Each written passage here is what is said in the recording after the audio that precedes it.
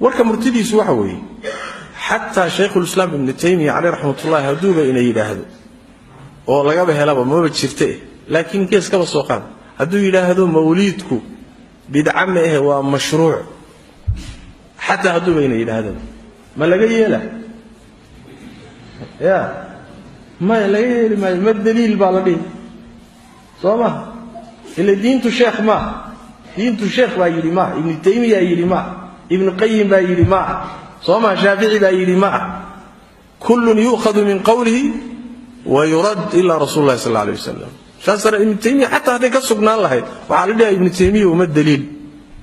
صباح شيخ بن باز عليه رحمة الله مركو كتشوابه يا رنتا أيضا وحيل الحجة ليست في أقوال الرجال وإنما الحجة فيما قال الله سبحانه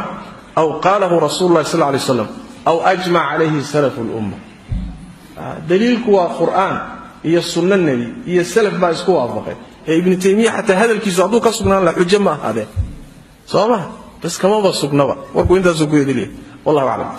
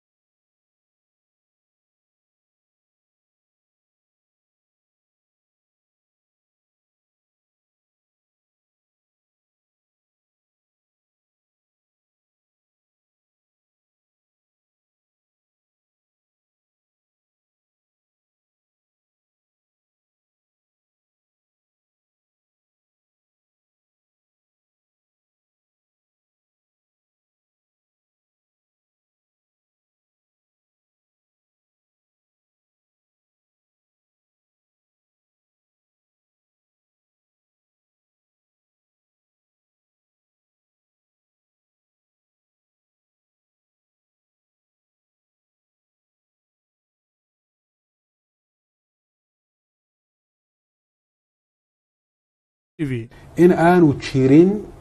xus dhalashada nabiga kaleey salaatu wasalaam loo dhigo